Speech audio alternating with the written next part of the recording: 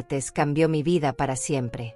Había preparado la cena para 6 personas como siempre, había lavado toda la ropa de la semana, había pagado las cuentas de luz y agua con mi pensión de viuda, y ahora necesitaba decirles algo que llevaba semanas planeando. Mi hijo Martín estaba revisando su teléfono en el sofá mientras Carmen se pintaba las uñas con un esmalte que costaba más de lo que yo gasto en comida por semana. Mis nietos Juárez y Claudia terminaban sus tareas escolares, con útiles que yo había comprado el mes pasado. Respiré profundo y apagué el televisor.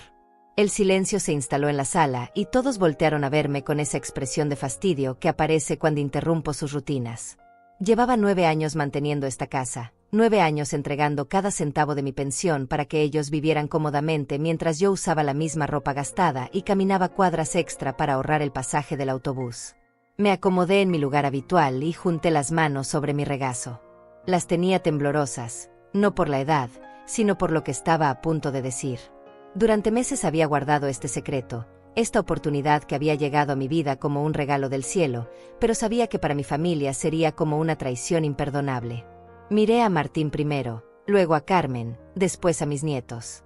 Ellos seguían con sus actividades, apenas prestándome atención, como si fuera parte del mobiliario de esta casa que yo pagaba pero que ellos consideraban suya por derecho natural. Carmen siguió con sus uñas, Martín con su teléfono, y los niños con sus cuadernos llenos de problemas matemáticos que resolvían con calculadoras que también yo había comprado. La decisión ya estaba tomada. Había llegado el momento de romper el equilibrio de esta familia que funcionaba perfectamente mientras yo fuera la que daba y ellos los que recibían. Carraspé un poco para llamar su atención y finalmente Martín levantó la vista de su pantalla con expresión molesta, como si mi presencia fuera una interrupción en su entretenimiento. Carmen dejó el frasco de esmalte sobre la mesa de centro, esa mesa que había comprado hace 3 años cuando ella se quejó de que la anterior era demasiado vieja y no combinaba con el sofá nuevo que también había salido de mi bolsillo. Los niños siguieron escribiendo, pero pude notar que sus oídos estaban atentos a lo que iba a decir su abuela. Me paré lentamente, sintiendo como mis rodillas protestaban después de un día completo de quehaceres domésticos, de cocinar, limpiar y organizar la vida de todos menos la mía propia. Caminé hasta quedar frente a ellos, con la televisión apagada a mis espaldas y toda la sala iluminada por la lámpara del techo que parpadeaba porque necesitaba cambio de foco desde hace semanas.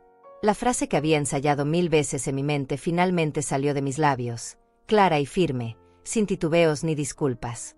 Les dije que había tomado una decisión importante sobre mi futuro, una decisión que cambiaría nuestras vidas para siempre. Les expliqué que mi amiga Hortensia me había propuesto mudarme con ella a otra ciudad, donde podríamos vivir juntas y compartir gastos, donde yo podría tener una vida más tranquila y digna. La reacción fue inmediata. Carmen soltó el pincel del esmalte y se incorporó en el sofá como si hubiera recibido una descarga eléctrica. Sus ojos se abrieron enormes y su boca formó esa expresión de incredulidad que después se transformaría en furia.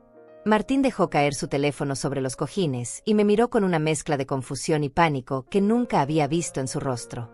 Los nietos dejaron de escribir y levantaron la cabeza, sintiendo la tensión que comenzaba a llenarlo todo como una nube negra. Juárez, el mayor, entendió inmediatamente las implicaciones de mis palabras, mientras que Claudia simplemente observaba con curiosidad infantil, sin comprender aún que su mundo estaba a punto de colapsar.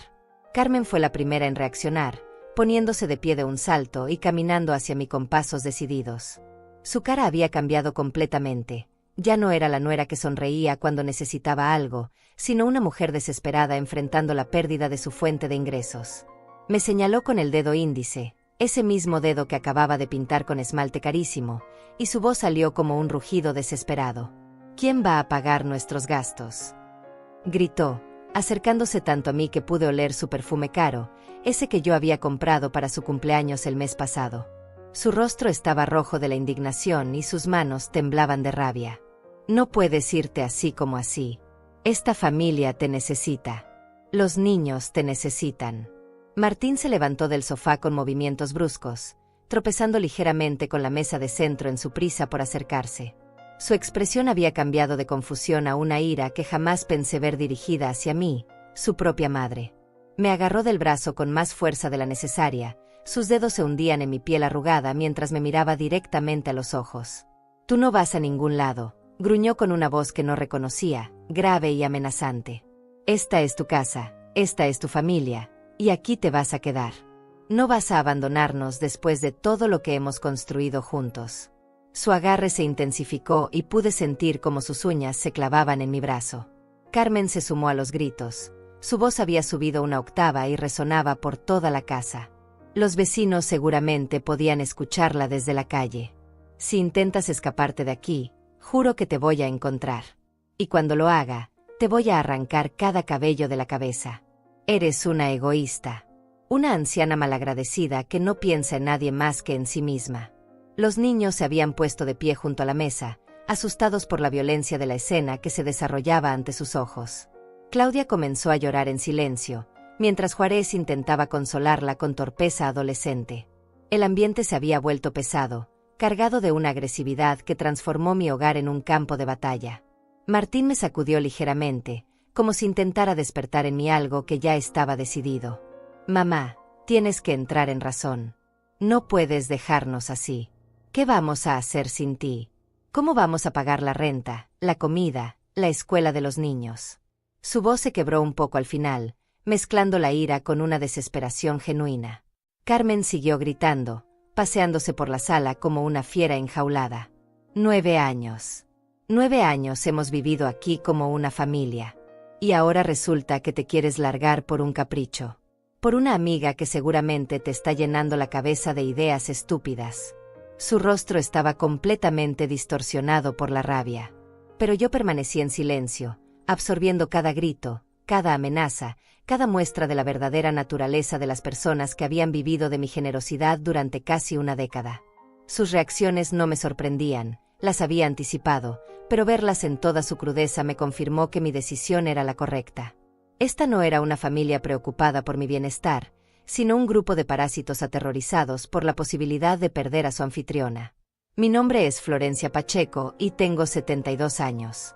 Hace 9 años, cuando mi esposo Ricardo murió de un infarto repentino, mi mundo se derrumbó por completo.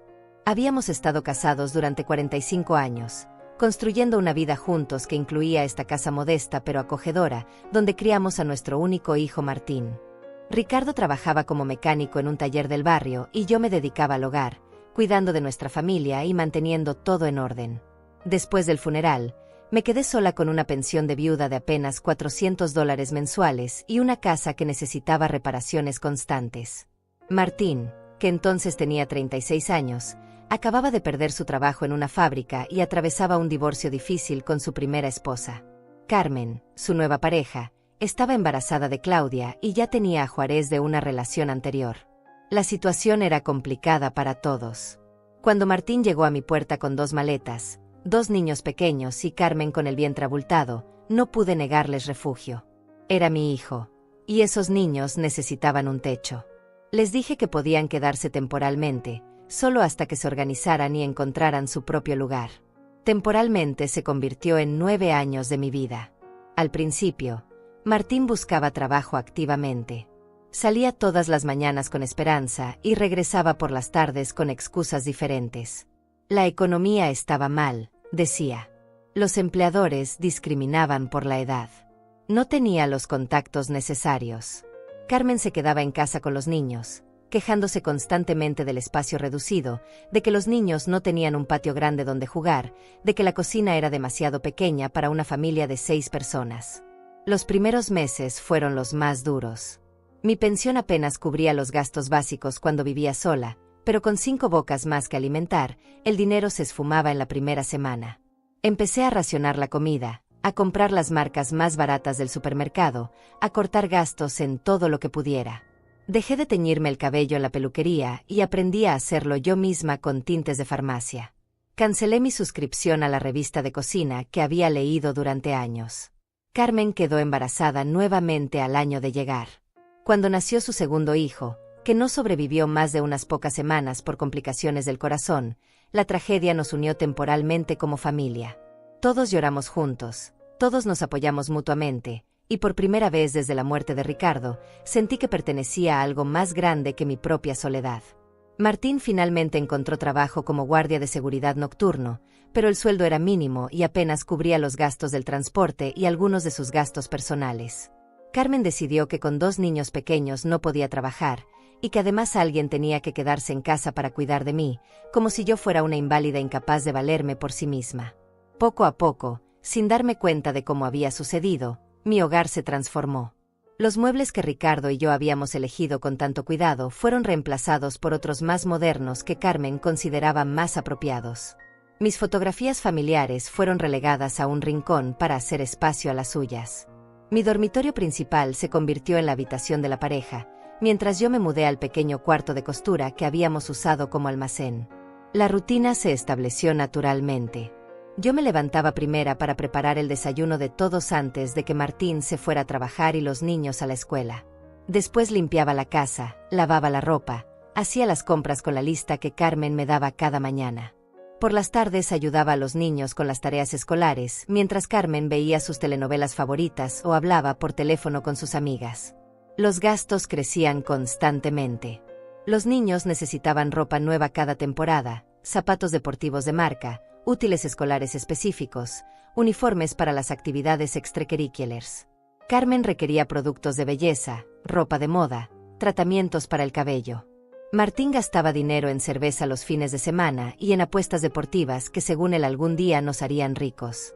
Mi pensión de $400 mensuales se estiraba de maneras que desafiaban las leyes de la matemática. Aprendí a hacer milagros con $20 de comida para toda la semana, a remendar calcetines hasta que quedaban más remiendo que calcetín original, a usar la misma blusa durante años hasta que prácticamente se deshacía en mis manos. Cuando los niños crecieron y sus necesidades se volvieron más costosas, Carmen comenzó a sugerir que yo solicitara préstamos bancarios usando la casa como garantía. Al principio me resistí, pero las presiones constantes y la culpa que me hacían sentir por no contribuir más a los gastos familiares finalmente me convencieron. Saqué un préstamo de $5,000 que se destinó a reparaciones de la casa y a cubrir gastos médicos de Juárez cuando se rompió el brazo jugando fútbol. Los años pasaron y mi papel en la familia se solidificó como el de la proveedora silenciosa. Nadie hablaba abiertamente de dinero, pero todos sabían que mis recursos eran limitados y que yo haría cualquier sacrificio para mantener a flote el hogar. Dejé de comprarme ropa nueva, de visitar al médico regularmente, de darme pequeños gustos como un café en la plaza los domingos. Carmen se había vuelto la señora de la casa, tomando todas las decisiones importantes sobre decoración, menús, horarios y reglas. Martín se había acomodado en su papel de hijo adulto sin responsabilidades reales, trabajando lo mínimo necesario y gastando sus ingresos en entretenimiento personal. Los nietos me veían como la abuela que siempre estaba disponible para todo, pero nunca como una persona con necesidades propias. La transformación había sido tan gradual que no me di cuenta de cuando dejé de ser la dueña de mi propia casa para convertirme en una empleada doméstica no remunerada que además pagaba todos los gastos.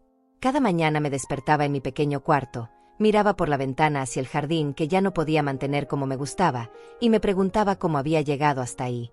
Pero fue hasta la noche de aquel martes, cuando les anuncié mi decisión de mudarme, que finalmente entendí la verdadera naturaleza de mi situación. Sus gritos desesperados, sus amenazas, su pánico ante la posibilidad de perder su fuente de ingresos me mostraron con claridad brutal que para ellos yo nunca había sido una madre o abuela querida. Era simplemente un recurso económico que debía mantenerse funcionando a toda costa. Esa revelación, aunque dolorosa, me liberó de años de culpa y dudas sobre mis propios sentimientos. Los últimos 5 años habían sido especialmente difíciles. Mis $400 de pensión ya no alcanzaban para nada, pero cada mes seguía entregándoselos completos a Carmen para que manejara los gastos de la casa. Ella había asumido ese control hace tiempo, argumentando que yo era demasiado mayor para entender las necesidades modernas de una familia joven.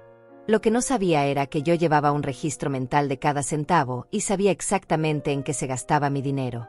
Martín había conseguido un mejor trabajo como supervisor de seguridad, ganando casi $800 mensuales, pero de alguna manera ese dinero nunca llegaba a los gastos familiares. Él tenía sus propios gastos, decía. Necesitaba mantener una imagen profesional, comprar ropa adecuada, pagar el mantenimiento de su automóvil usado, salir ocasionalmente con compañeros de trabajo para mantener buenas relaciones laborales. Todo eso requería dinero que aparentemente no podía destinar a la casa. Carmen había comenzado a trabajar medio tiempo en una tienda de cosméticos, ganando unos $300 al mes, pero ese dinero era exclusivamente suyo. Lo destinaba a tratamientos de belleza, ropa nueva, salidas con amigas y regalos para sí misma que según ella se merecía después de años de sacrificio cuidando a los niños y manteniéndome a mí. La ironía de sus palabras me dolía profundamente. Mientras tanto, yo había desarrollado un sistema de supervivencia que rayaba en lo heroico. Me levantaba a las 5 de la mañana para aprovechar las ofertas de pan del día anterior en la panadería del barrio. Caminaba 12 cuadras adicionales hasta el mercado popular donde las verduras costaban la mitad que en el supermercado cercano. Había aprendido a cocinar 30 comidas diferentes con pollo, porque era la proteína más barata que podía comprar en grandes cantidades. Mi armario se había reducido a 5 blusas, 3 pantalones y 2 vestidos que lavaba y remendaba constantemente. Usaba los mismos zapatos negros desde hace 4 años, con las suelas tan gastadas que cuando llovía tenía que caminar con cuidado para no resbalar. Mi abrigo de invierno tenía más de 15 años y varios remiendos invisibles que yo misma había hecho durante las noches solitarias. Los domingos eran especialmente dolorosos. Carmen se vestía con ropa nueva para ir a la iglesia. Llevaba un bolso que costaba más de lo que yo gastaba en comida durante un mes completo. Martín usaba perfumes caros y relojes que yo nunca había visto en las tiendas baratas donde hacía mis compras ocasionales. Los nietos llevaban zapatos deportivos de marca y ropa de moda que sus compañeros de escuela envidiaban. Mientras ellos lucían prósperos y bien vestidos, yo caminaba detrás como la abuela pobre de la familia, con mi vestido remendado y mis zapatos desgastados. Los miembros de la congregación me miraban con una mezcla de lástima y curiosidad, preguntándose cómo era posible que una familia aparentemente exitosa tuviera una anciana tan desaliñada entre ellos. La comida se había convertido en mi mayor desafío diario.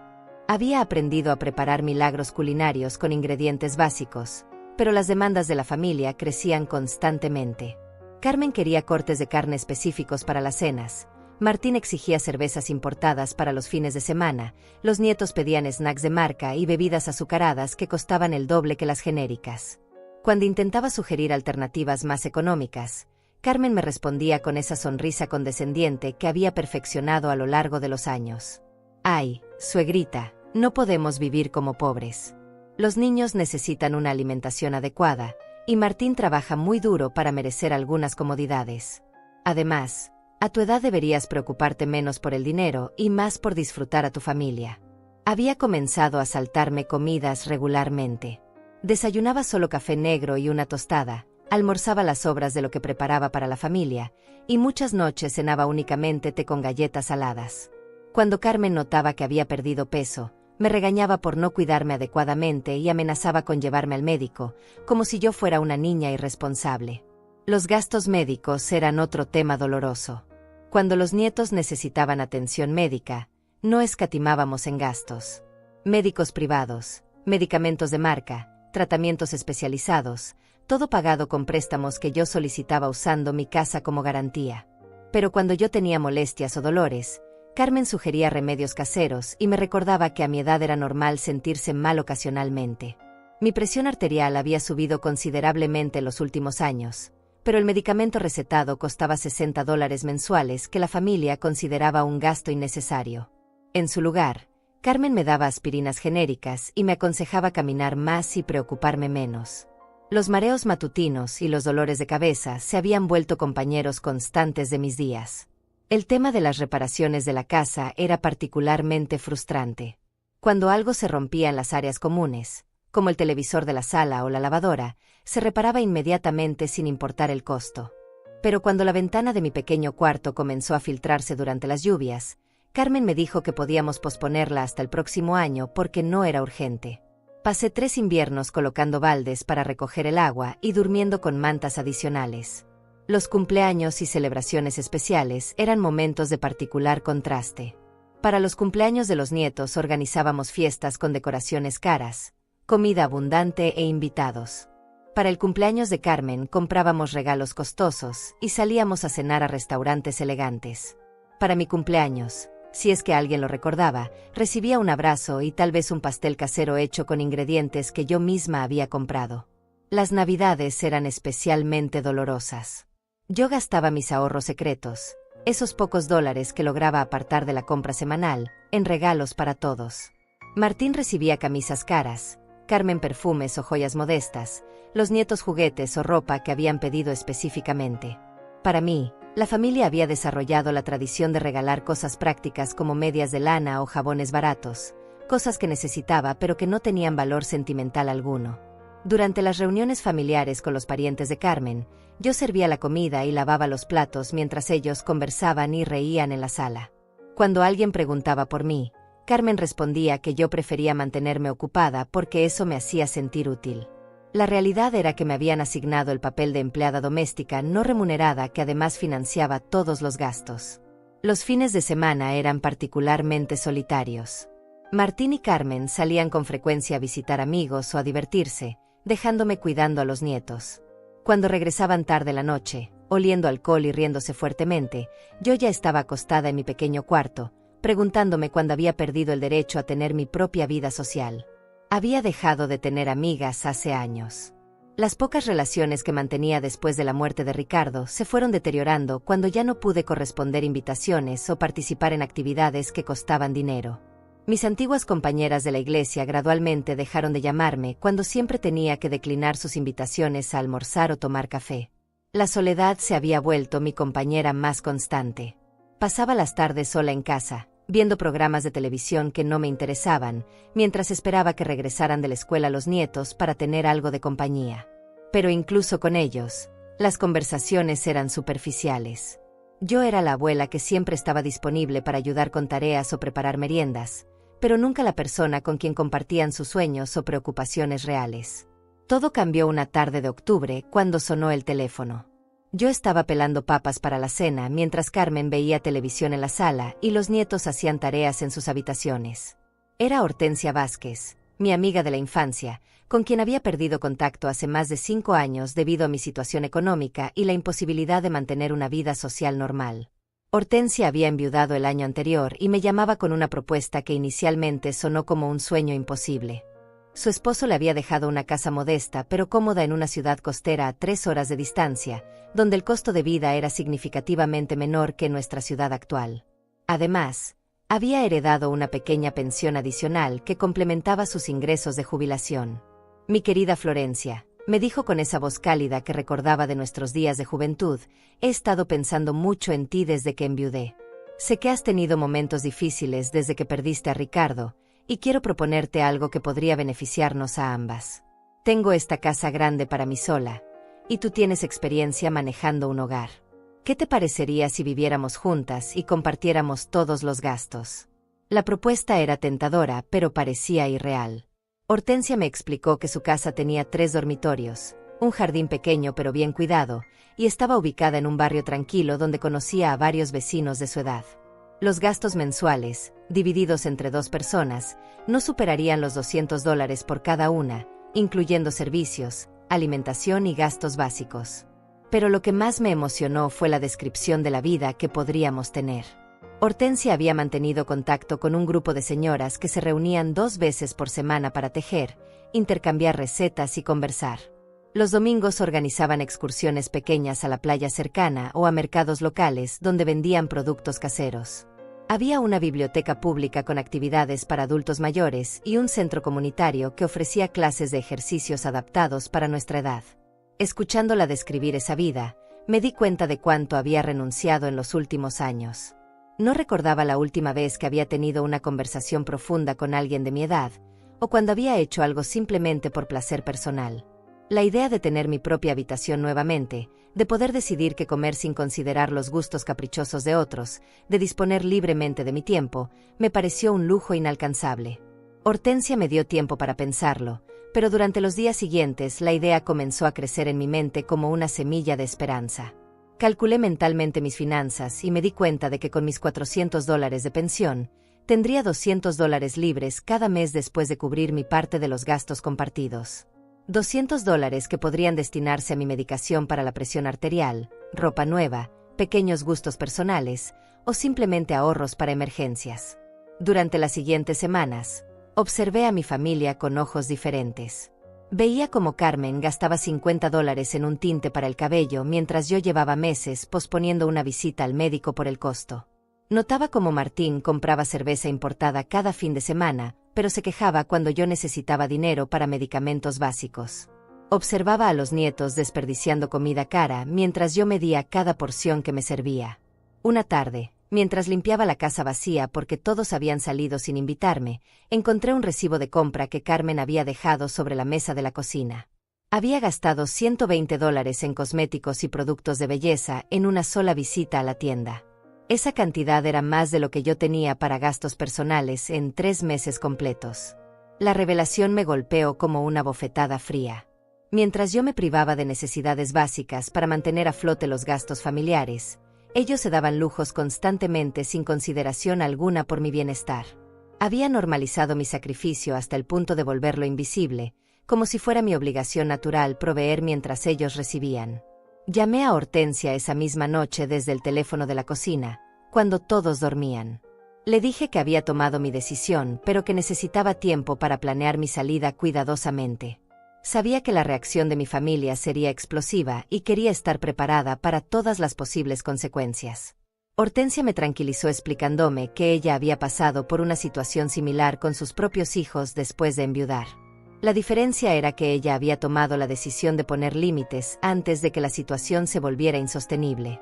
Me contó cómo había tenido que ser firme con sus hijos adultos cuando intentaron mudarse a su casa después de la muerte de su esposo, y cómo esa firmeza inicial les había enseñado a valorar su independencia.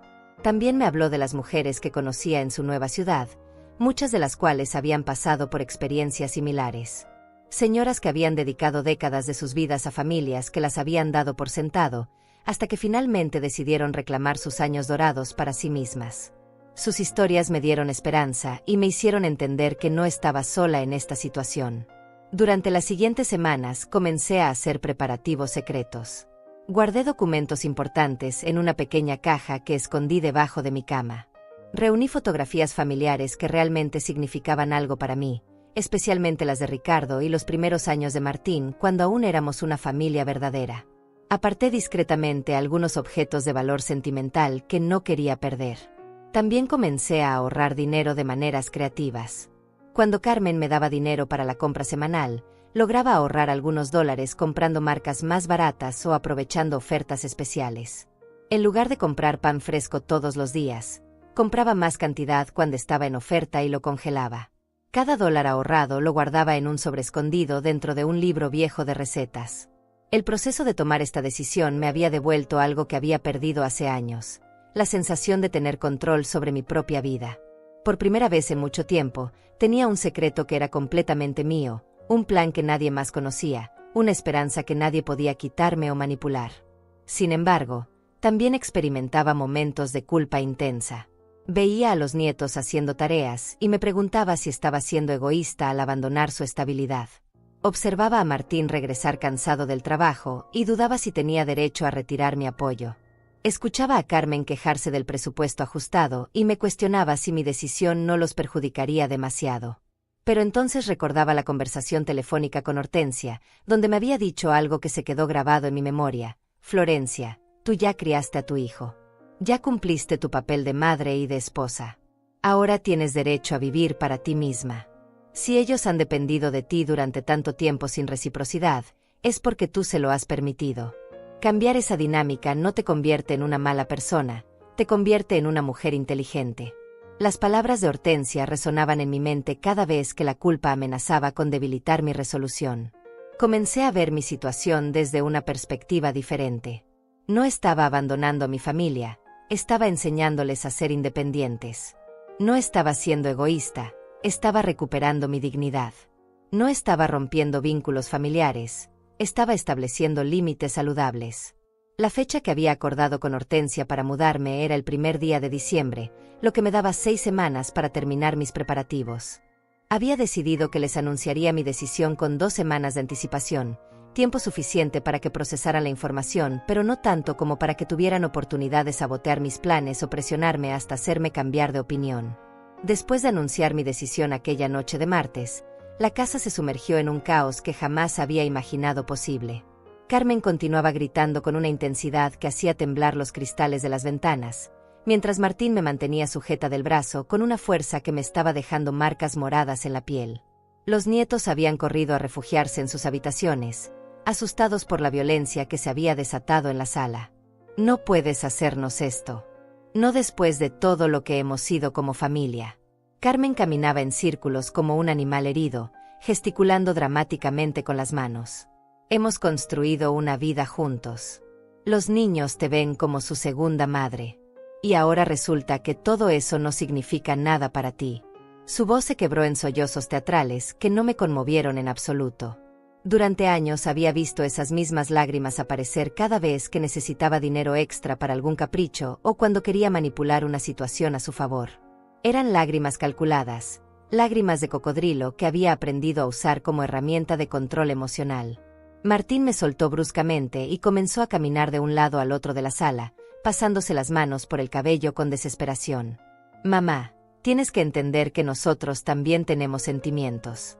No somos unos extraños que llegaron a aprovecharse de ti. Somos tu familia, tu sangre.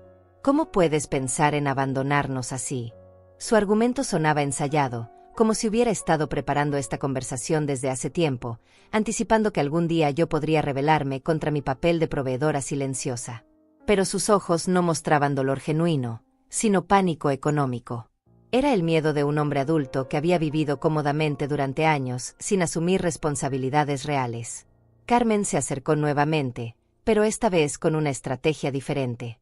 Se sentó en el sofá y adoptó una pose de mujer devastada, con las manos cubriéndose el rostro y los hombros temblorosos. Su voz salió entrecortada, como si estuviera haciendo un esfuerzo sobrehumano por controlar sus emociones. Florencia, quizás no nos hemos expresado bien, pero tú eres el corazón de esta familia. Sin ti, todo se desmorona. Los niños van a sufrir terriblemente. Van a pensar que su abuela los abandonó porque no los quiere lo suficiente. ¿Realmente puedes vivir con esa culpa? La manipulación emocional era tan obvia que me sorprendió no haberla reconocido antes en otras situaciones. Carmen había perfeccionado el arte de usar a los nietos como escudos emocionales cada vez que necesitaba obtener algo de mí. Cuando quería dinero extra para ropa, mencionaba que los niños necesitaban cosas para la escuela. Cuando deseaba que yo cuidara a los nietos durante el fin de semana, me recordaba lo importante que era para ellos tener tiempo de calidad con su abuela. Martín se unió al ataque emocional, sentándose a mi lado e intentando tomar mis manos con una gentileza forzada que contrastaba brutalmente con la agresividad que había mostrado minutos antes. Mamá, sé que a veces las cosas se ponen difíciles, pero eso es normal en todas las familias.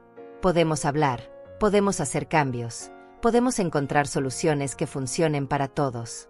¿Qué tipo de cambios? Le pregunté con voz tranquila, mirándolo directamente a los ojos. Martín pareció sorprendido por mi pregunta, como si no hubiera esperado que yo pidiera detalles específicos de sus promesas vagas. Bueno, podemos reorganizar los gastos, distribuir mejor las responsabilidades, asegurar que tú tengas más tiempo para ti misma, balbuceó sin convicción. Sus palabras sonaban huecas porque ambos sabíamos que había tenido 9 años para implementar esos cambios y nunca había mostrado la menor intención de hacerlo. Carmen se incorporó rápidamente, secándose lágrimas que yo no había visto derramar realmente. Exacto. Podemos hacer que esto funcione mejor para todos. Yo puedo conseguir más horas de trabajo. Martín puede buscar un empleo adicional los fines de semana. Podemos contratar a alguien para que te ayude con la limpieza. Sus promesas eran desesperadas e irreales.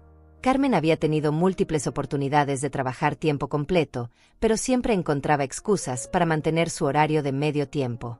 Martín había rechazado ofertas de trabajo adicional en el pasado, argumentando que necesitaba tiempo libre para descansar y mantener su rendimiento en el empleo principal. Los nietos aparecieron tímidamente en la entrada de la sala, atraídos por los gritos pero temerosos de acercarse demasiado. Juárez, con sus 16 años, había desarrollado la capacidad de leer las tensiones familiares, mientras que Claudia, de 14, simplemente parecía confundida y asustada por el caos emocional que había presenciado. Carmen inmediatamente los utilizó como refuerzo para su argumento emocional. Miren a sus rostros. Están aterrorizados pensando que su abuela va a abandonarlos. Juárez, dile a tu abuela lo importante que es para ti. Claudia, explícale que no puede irse. Los pobres nietos se quedaron inmóviles, atrapados entre la lealtad hacia sus padres y la incomodidad de ser usados como herramientas de manipulación. Pude ver en sus ojos que entendían más de la situación de lo que los adultos creían. Habían crecido viendo cómo yo me sacrificaba constantemente mientras sus padres vivían cómodamente, y aunque nunca lo habían verbalizado, sabían que la dinámica familiar no era justa. Martín se levantó abruptamente y comenzó una nueva línea de ataque, esta vez más agresiva y directa. Mamá, si realmente nos dejas, vas a destruir esta familia. Los niños van a crecer pensando que las promesas familiares no significan nada, que cuando las cosas se ponen difíciles, simplemente puedes huir y abandonar tus responsabilidades. Sus palabras me golpearon porque tocaban mis miedos más profundos sobre el impacto de mi decisión en los nietos.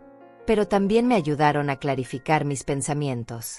Si mi presencia en esta familia se basaba únicamente en mi capacidad de proveer recursos económicos, entonces no era realmente una abuela querida, sino una empleada doméstica que además pagaba por el privilegio de trabajar. Carmen cambió nuevamente de estrategia, adoptando un tono de víctima incomprendida.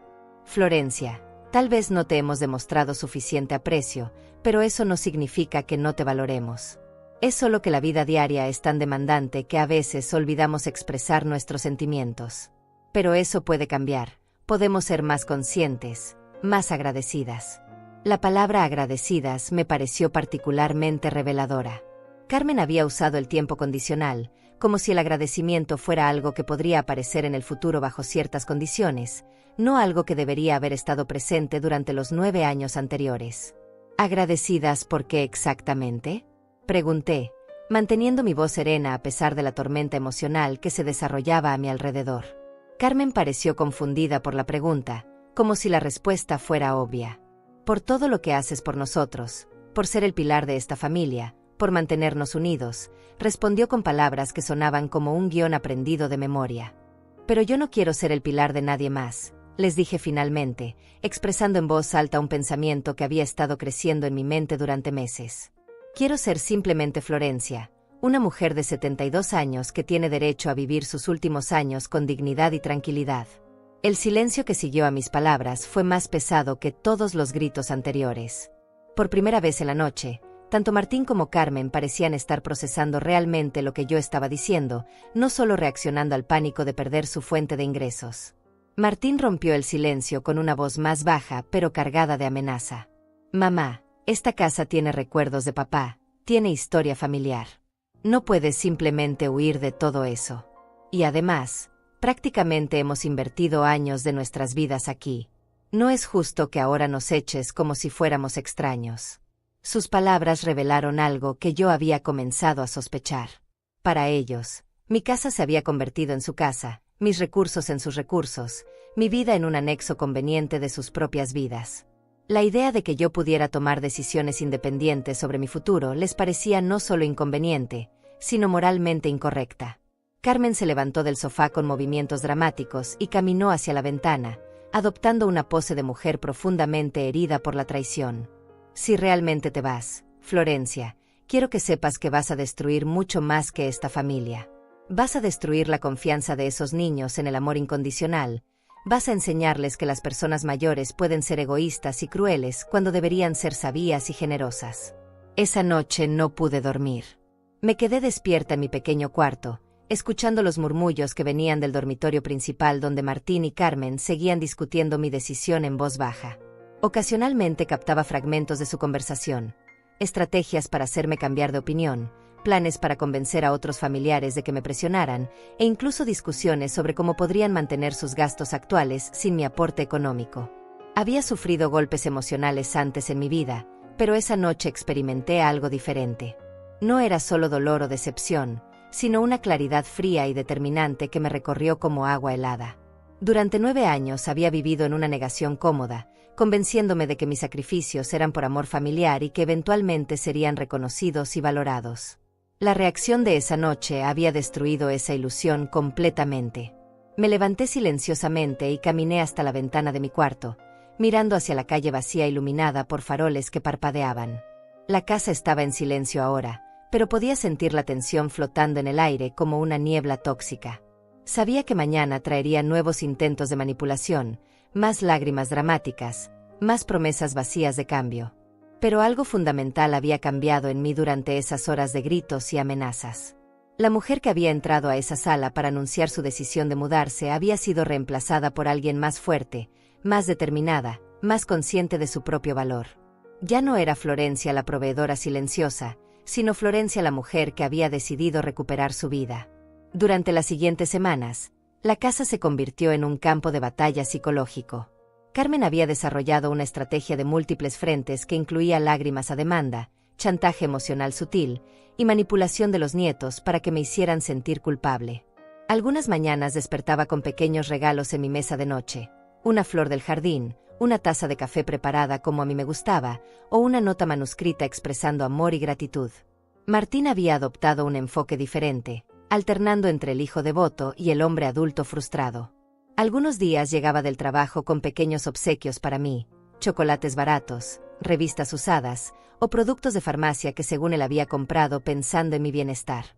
Otros días me ignoraba completamente, creando un ambiente helado que se suponía me haría sentir excluida y arrepentida de mi decisión. Los nietos habían sido instruidos claramente sobre su papel en esta campaña de presión.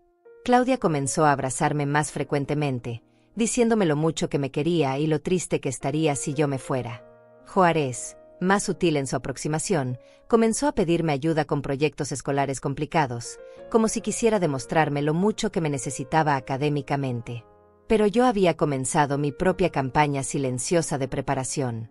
Durante las tardes, cuando la casa estaba vacía, organizaba mis documentos personales, separando lo que era verdaderamente mío de lo que pertenecía a la familia. Encontré mi testamento original, mis pólizas de seguro, los títulos de propiedad de la casa, y todos los documentos que probaban mi independencia legal y financiera. También comencé a revisar los préstamos que había solicitado usando la casa como garantía durante los últimos años. El monto total me impactó: $8,000 en préstamos que habían financiado reparaciones de la casa, gastos médicos de los nietos, y varias emergencias familiares que en retrospectiva parecían más caprichos que necesidades reales. Una tarde, mientras revisaba estados de cuenta bancarios antiguos, descubrí algo que me heló la sangre.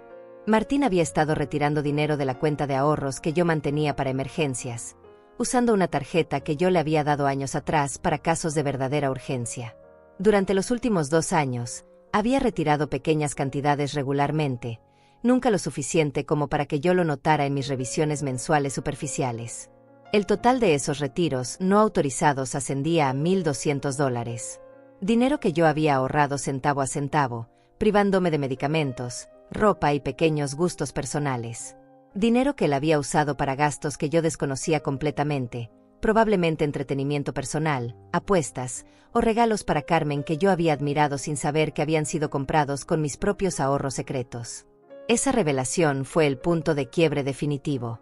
Ya no se trataba solo de una familia que daba por sentado mi generosidad, sino de personas que habían cruzado la línea hacia el robo directo. Había sido ingenua pensando que mis sacrificios eran por lo menos transparentes y consensuados, cuando en realidad había estado siendo víctima de un fraude financiero sistémico. Llamé al banco al día siguiente y cancelé todas las tarjetas adicionales de mi cuenta. Cambié las claves de acceso y solicité que cualquier movimiento futuro requiriera mi presencia física con identificación.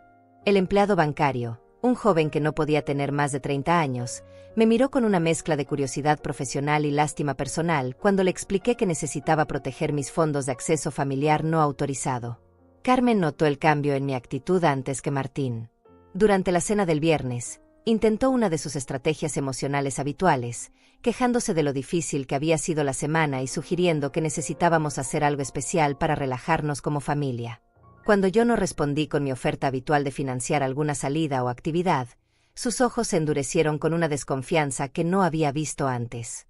¿Pasa algo, Florencia?, me preguntó con una dulzura que no llegaba a sus ojos. Has estado muy callada últimamente, y los niños han notado que estás diferente. Esperamos que no estés enferma o deprimida por esa idea tonta de mudarte. Su uso de la palabra tonta me confirmó que no había cambiado nada en su perspectiva. Para ella, mi decisión seguía siendo un capricho irracional que eventualmente podría ser derrotado con suficiente presión y manipulación. No había reconocimiento de mis años de sacrificio, no había comprensión de mis necesidades como persona independiente, no había respeto por mi derecho a tomar decisiones sobre mi propia vida. Estoy perfectamente bien, Carmen, respondí con una tranquilidad que la desconcertó visiblemente. Simplemente estoy evaluando muchas cosas de mi vida y tomando decisiones que debía haber tomado hace años. Martín dejó de comer y me miró con atención renovada. ¿Qué tipo de decisiones, mamá? Su voz tenía un matiz de alarma que intentaba disfrazar como curiosidad casual. Decisiones sobre mi futuro, mis finanzas, mis relaciones y mi bienestar general, respondí sin dar detalles específicos. He vivido muchos años poniendo las necesidades de otros antes que las mías, y eso va a cambiar. El silencio que siguió fue denso e incómodo. Los nietos intercambiaron miradas confundidas, sintiendo la tensión pero sin entender completamente las implicaciones de mis palabras. Carmen y Martín, sin embargo, entendieron perfectamente que algo fundamental había cambiado en la dinámica familiar.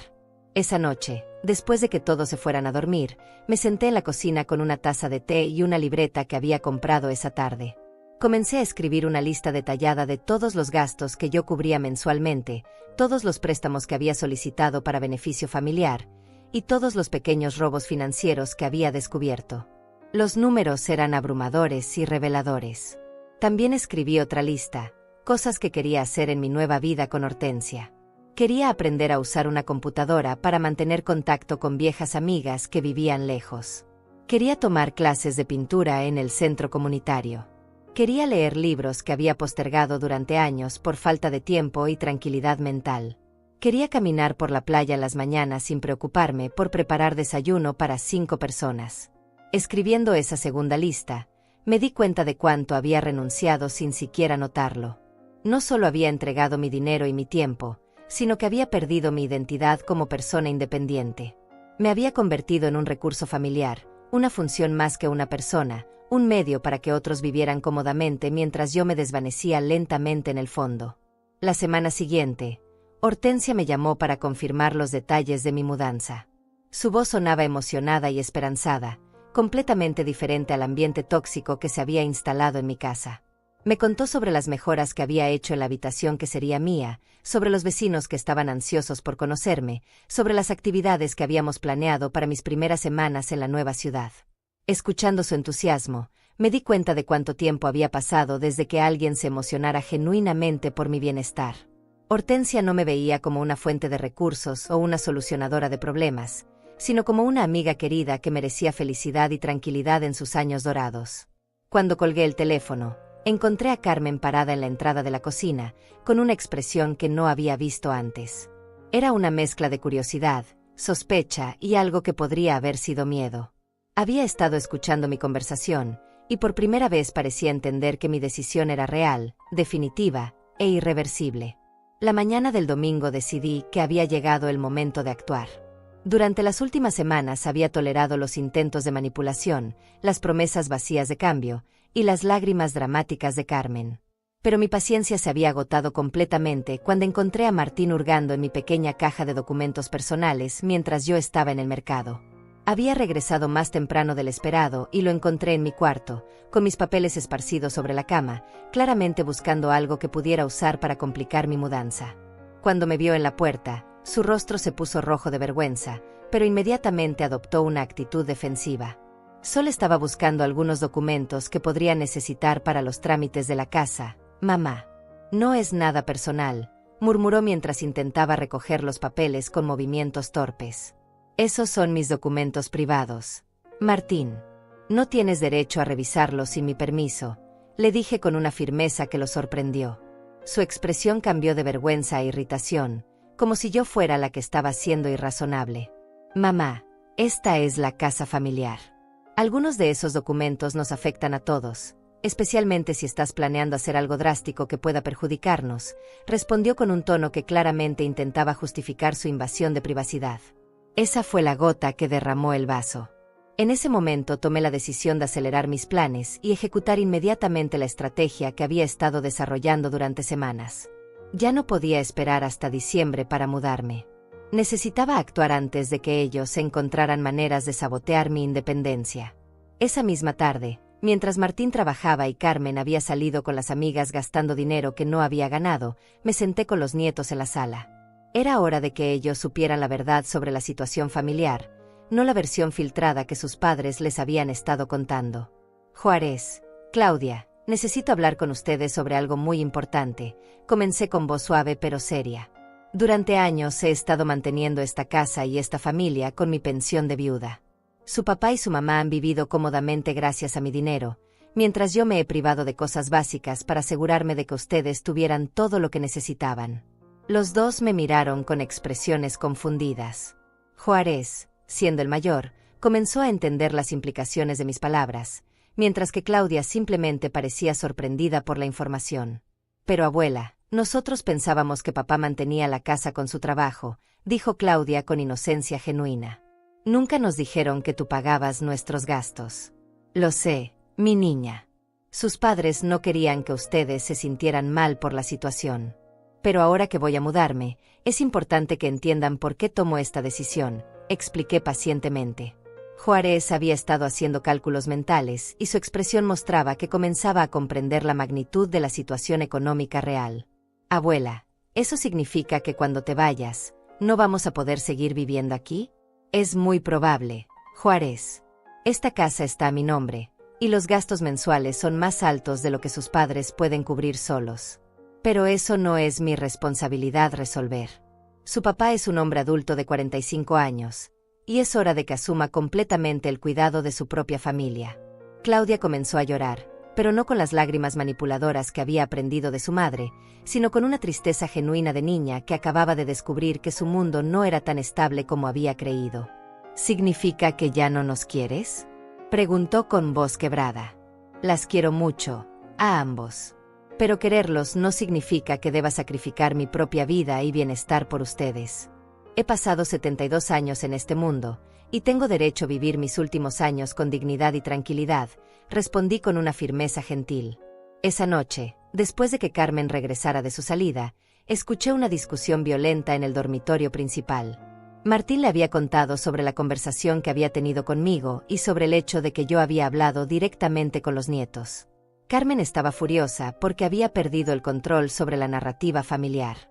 Al día siguiente, lunes por la mañana, ejecuté la primera fase de mi plan.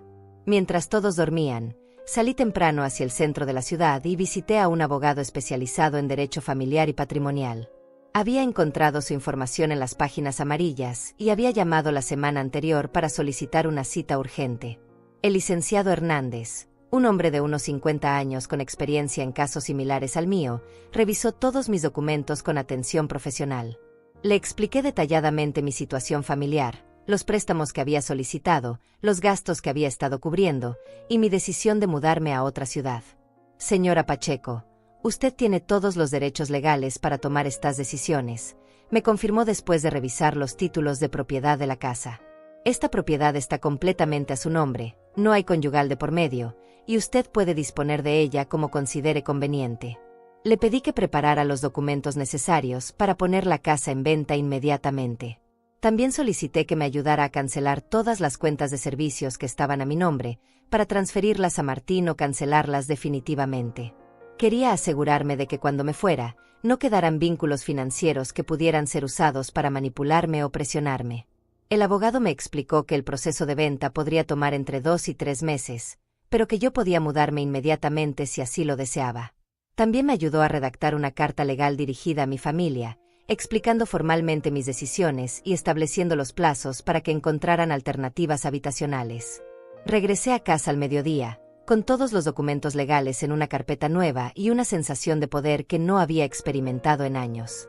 Por primera vez en mucho tiempo, yo tenía el control completo de la situación, y ellos iban a tener que adaptarse a mis decisiones en lugar de obligarme a ceder a las suyas. Carmen estaba en la cocina preparando almuerzo cuando llegué. Me miró con suspicacia, notando la carpeta que llevaba y mi expresión determinada. ¿Dónde estuviste toda la mañana, Florencia?, preguntó con un tono que intentaba sonar casual, pero que no ocultaba su preocupación.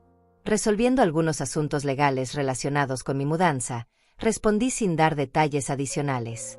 ¿Qué tipo de asuntos legales?, insistió, acercándose a mí con movimientos que interpretó como amenazantes.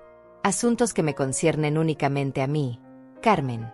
Ya no vas a estar enterada de cada detalle de mi vida personal, respondí con una frialdad que la desconcertó visiblemente. Esa tarde, cuando Martín regresó del trabajo, reuní a toda la familia en la sala para una conversación final. Saqué la carta que el abogado había preparado y la leí en voz alta, sin permitir interrupciones. La carta establecía claramente que la casa sería puesta en venta inmediatamente, que todos los servicios serían transferidos o cancelados dentro de 30 días, y que yo me mudaría a mi nueva residencia en exactamente 2 semanas. También especificaba que cualquier intento de interferir con estos planes sería considerado acoso y podría resultar en acciones legales. El silencio que siguió a la lectura fue absoluto. Carmen había perdido completamente su color habitual. Martín parecía estar procesando información que no había anticipado, y los nietos simplemente observaban con una mezcla de miedo y fascinación. «Esto es una locura total, mamá», finalmente dijo Martín con voz temblorosa. «No puedes destruir esta familia por un capricho egoísta. No puedes echarnos a la calle como si fuéramos delincuentes». «No los estoy echando, Martín. Les estoy dando 30 días para que encuentren sus propias soluciones habitacionales. Son adultos independientes, y es hora de que actúen como tales», respondí manteniendo mi tono profesional y distante. Carmen explotó en lágrimas dramáticas, pero esta vez yo no sentí ni un ápice de compasión. Habían tenido años para valorar mi generosidad y construir una relación familiar genuina. En lugar de eso, habían elegido explotarme sistemáticamente mientras fingían afecto. «Esto es crueldad pura. Estás destruyendo a 2 niños inocentes por tu egoísmo senil», gritó Carmen con una histeria que ya no me afectaba. «Los niños van a aprender una lección valiosa sobre la importancia del trabajo, la responsabilidad y la gratitud», respondí calmadamente. «Lecciones que ustedes no han sido capaces de enseñarles durante todos estos años».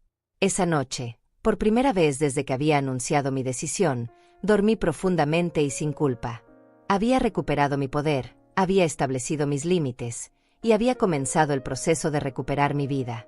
El miedo y la manipulación ya no tenían control sobre mí. Los siguientes días fueron como observar el colapso de un castillo de naipes construido sobre cimientos falsos. La realidad de mi decisión comenzó a impactar a mi familia de maneras que ellos jamás habían anticipado, y sus reacciones desesperadas revelaron la verdadera naturaleza de las personas con quienes había vivido durante 9 años. Carmen fue la primera en intentar damage control con los vecinos y familiares. La vi desde mi ventana corriendo de casa en casa durante las mañanas, claramente tratando de conseguir apoyo para su versión de los eventos. Su estrategia era presentarse como la víctima de una anciana cruel que había perdido la razón y estaba destruyendo una familia amorosa por capricho senil. Pero sus esfuerzos no tuvieron el resultado esperado. La señora González, nuestra vecina de al lado, había observado durante años cómo yo caminaba cuadras adicionales cargando bolsas pesadas de compras mientras Carmen se paseaba en taxis con bolsas de tiendas caras. El señor Ramírez del otro lado había notado cómo mi ropa se había deteriorado progresivamente mientras la familia lucía cada vez más próspera. Cuando Carmen llegó a la casa de doña María, la vecina más respetada de la cuadra, recibió una respuesta que no había anticipado. Doña María me contó después que le había dicho directamente: «Mija, he visto cómo esa pobre mujer se sacrifica por ustedes durante años. Si fuera mi nuera, ya la habría puesto en su lugar hace mucho tiempo». El intento de Carmen de conseguir apoyo se convirtió en una humillación pública cuando se corrió la voz por el barrio sobre la verdadera situación económica de la familia. Los vecinos comenzaron a verlos con otros ojos, ya no como la familia próspera que aparentaban ser, sino como parásitos que habían estado viviendo del sacrificio de una anciana. Martín tomó un enfoque diferente, pero igualmente desesperado. Comenzó a llamar a familiares lejanos, algunos de los cuales no había contactado en años, tratando de conseguir que me presionaran para cambiar de opinión. Llamó a mi hermana que vive en otra ciudad, a primos que apenas recordaba, incluso a antiguos compañeros de trabajo de Ricardo. Pero estos familiares, cuando escucharon los detalles de la situación, reaccionaron de manera opuesta a lo que Martín esperaba. Mi hermana me llamó directamente para felicitarme por finalmente haber tomado control de mi vida. Mis primos expresaron indignación por cómo había sido tratada y me ofrecieron apoyo moral para mi decisión. La tía Carmen, hermana de mi difunto esposo y una mujer de 80 años con un carácter fuerte, le dijo a Martín por teléfono algo que toda la casa escuchó: «Muchacho sinvergüenza, tu madre ya crió a su hijo y cumplió sus obligaciones. Si a los 45 años no puedes mantener tu propia familia, el problema no es de ella, es tuyo». Los nietos comenzaron a entender gradualmente la magnitud del cambio que se avecinaba. Juárez, con su pragmatismo adolescente, comenzó a buscar trabajos de medio tiempo para después de clases. Había comprendido que sus padres no tenían los recursos para mantener su nivel de vida actual, y que él tendría que contribuir económicamente si quería seguir teniendo las comodidades a las que estaba acostumbrado. Claudia, más emocional que su hermano, pasó por varias etapas de duelo. Primero intentó convencerme con lágrimas y abrazos, luego me ignoró completamente durante 3 días, después trató de negociar conmigo prometiendo que ella podría ayudar más en la casa, y finalmente llegó a una aceptación resignada de la situación. Una tarde, Claudia se acercó a mí mientras yo empacaba mis pertenencias personales.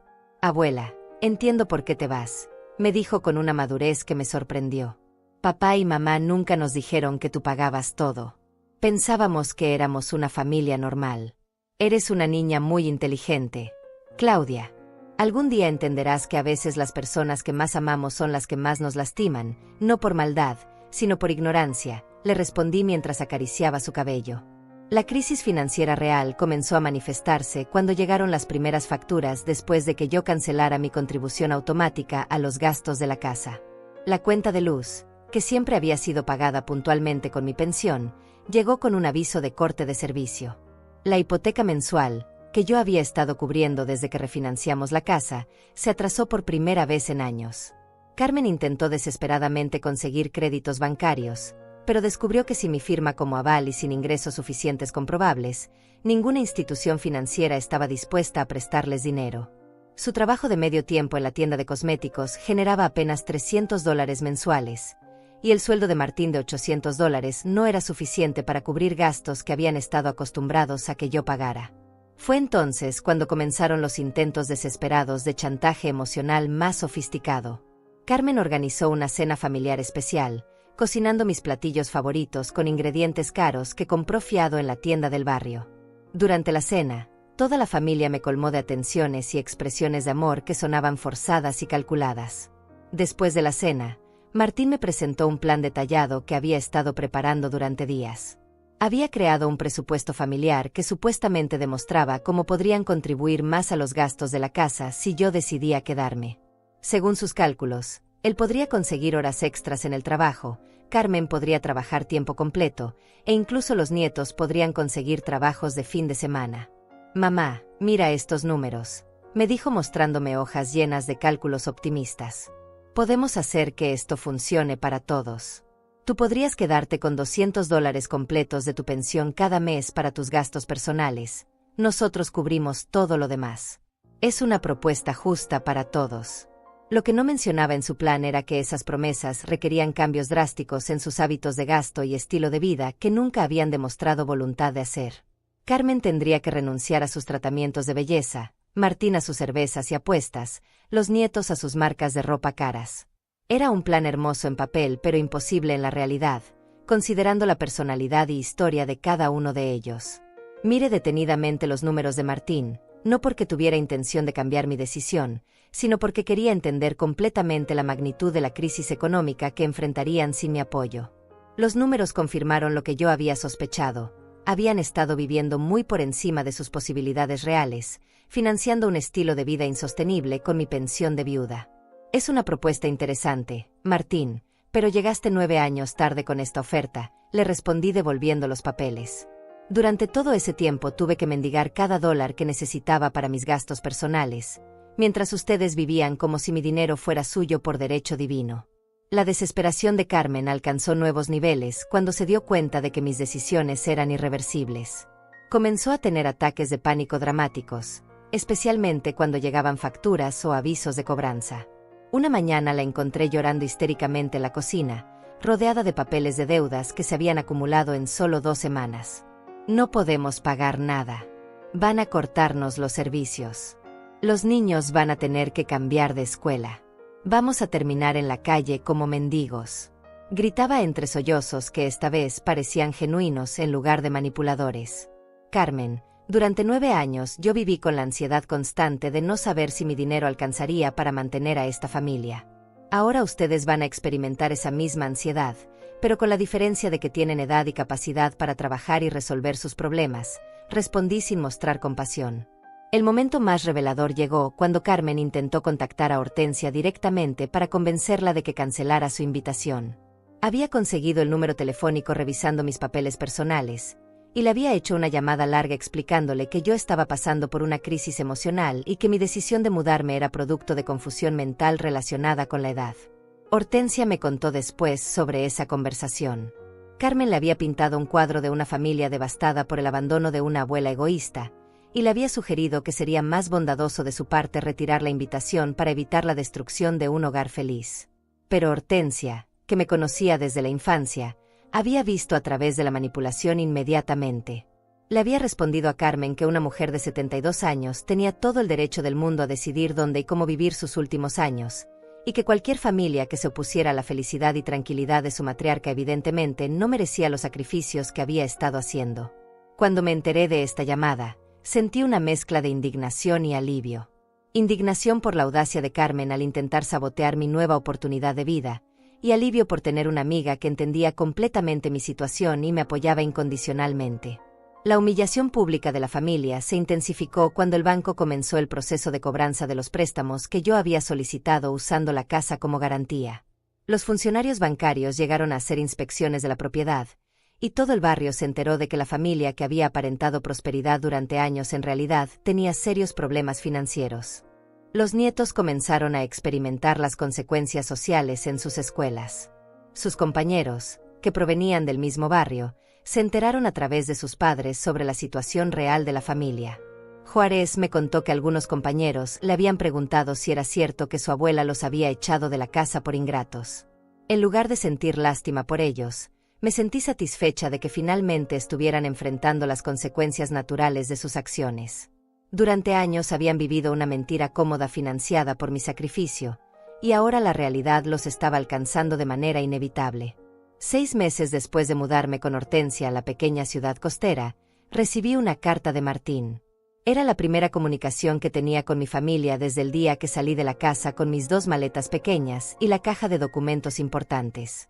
La carta llegó un martes por la mañana, mientras Hortensia y yo desayunábamos en el pequeño jardín que habíamos convertido en nuestro rincón favorito para tomar café. La letra de Martín se veía temblorosa, muy diferente a su escritura habitual. Me contaba que habían tenido que mudarse a un apartamento pequeño en las afueras de la ciudad, que Carmen había conseguido un trabajo de tiempo completo en una fábrica, y que él estaba trabajando 2 empleos para poder cubrir los gastos básicos. Los nietos habían tenido que cambiar de escuela y habían perdido muchas de las comodidades a las que estaban acostumbrados. Pero lo que más me llamó la atención de la carta no fueron los detalles de sus dificultades económicas, sino el tono. Por primera vez en 9 años, Martín me escribía con respeto genuino. No había reproches, no había intentos de manipulación emocional, no había promesas vacías de cambio. Era simplemente el relato honesto de un hombre adulto que había aprendido, quizás demasiado tarde, el valor real de la independencia y la responsabilidad. Al final de la carta, Martín escribía algo que me emocionó profundamente. Mamá, ahora entiendo lo que significaba para ti mantenernos durante todos esos años. Nunca había trabajado tanto en mi vida, y aún así apenas logramos cubrir nuestras necesidades básicas. No sé cómo pudiste hacerlo con solo $400 de pensión. Espero que algún día puedas perdonarnos por no haber valorado tu sacrificio cuando deberíamos haberlo hecho. Esa misma tarde, mientras caminaba por la playa como había hecho cada día durante los últimos meses, reflexioné sobre el camino que había recorrido desde aquella noche explosiva de martes cuando anuncié mi decisión de mudarme. El contraste entre mi vida anterior y mi vida actual era tan dramático que a veces me costaba creer que fuera la misma persona. Mis mañanas ahora comenzaban a las 8, no a las 5. Me levantaba cuando mi cuerpo había descansado suficiente, preparaba una taza de café como a mí me gustaba, y salía al jardín a ver crecer las flores que Hortensia y yo habíamos plantado juntas. No había gritos pidiendo desayuno, no había ropa sucia acumulándose, no había listas de compras con productos caros que yo no podía permitirme. Mi presión arterial había bajado significativamente desde que comencé a tomar la medicación adecuada con regularidad. Con $200 disponibles cada mes después de cubrir mi parte de los gastos compartidos, por primera vez en años podía costear mi tratamiento médico sin sacrificar otras necesidades básicas. También había podido comprar ropa nueva, no muchas piezas, pero de buena calidad y que me hacían sentir digna cuando salía a la calle. Hortensia y yo habíamos desarrollado una rutina diaria que me llenaba de una paz que había olvidado que existía. Las mañanas las dedicábamos a tareas domésticas ligeras, cada una responsable de ciertas áreas de la casa, pero sin la presión agobiante de servir a una familia completa. Las tardes las pasábamos con nuestro grupo de amigas, tejiendo, intercambiando recetas, o simplemente conversando sobre libros, películas y memorias de nuestras vidas. Los domingos se habían convertido en mi día favorito de la semana. Hortensia y yo íbamos a la misa matutina en la pequeña iglesia del pueblo, donde nadie nos conocía como algo más que dos señoras amigas que habían decidido vivir juntas para acompañarse mutuamente. Después de la misa, caminábamos por el mercado local, comprando productos frescos de pescadores y agricultores de la zona. Por las tardes dominicales, nos sentábamos en la terraza con vista al mar, leyendo o simplemente observando las gaviotas y los pescadores que regresaban con sus capturas del día. Esos momentos de silencio compartido me habían enseñado la diferencia entre estar sola y estar en paz. En mi vida anterior, estaba rodeada de gente pero profundamente sola. Ahora, con una sola compañía genuina, me sentía completa. La venta de mi casa anterior se había completado 3 meses después de mi mudanza. El dinero obtenido me había permitido pagar completamente los préstamos pendientes y quedarme con un pequeño capital que invertí en un certificado de depósito bancario.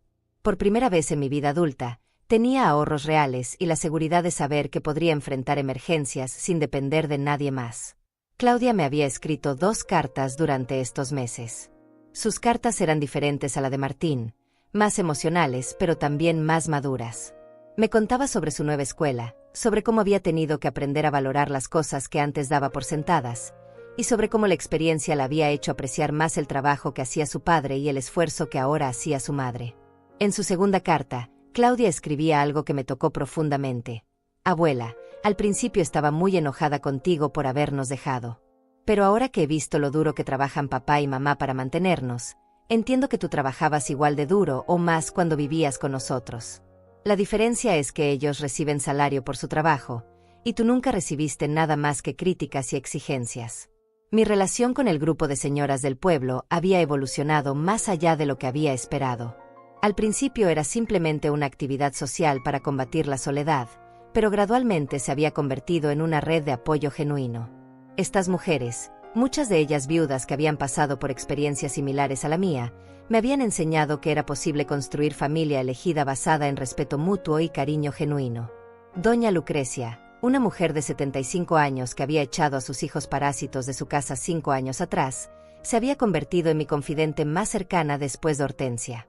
Sus hijos ahora la visitaban regularmente, la trataban con respeto, y habían aprendido a valorar su tiempo y compañía porque ya no podían darla por sentada.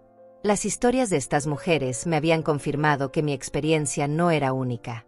Muchas madres y abuelas habían pasado por situaciones similares, sacrificando sus propias vidas por familias que interpretaban la generosidad como obligación y el amor como debilidad.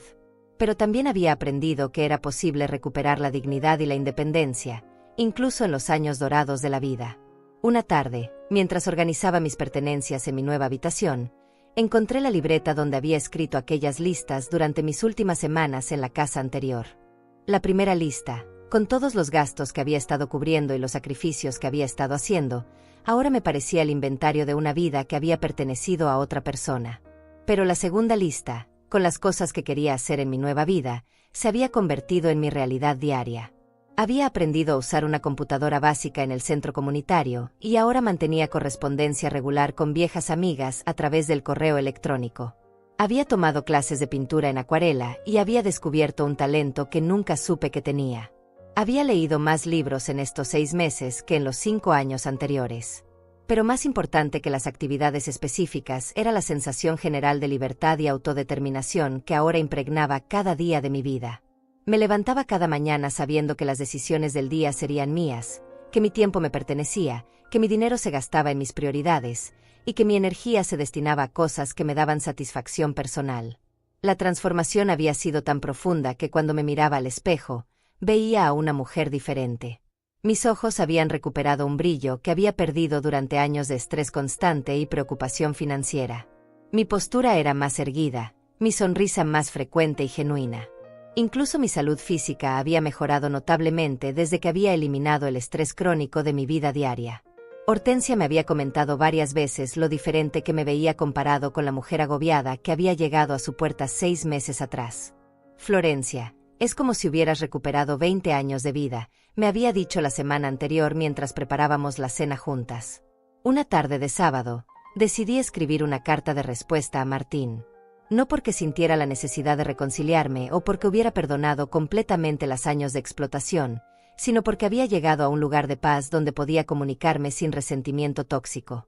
En mi carta le expliqué cómo era mi vida actual, no para hacer alarde de mi felicidad, sino para ayudarle a entender qué había estado buscando cuando tomé la decisión de mudarme.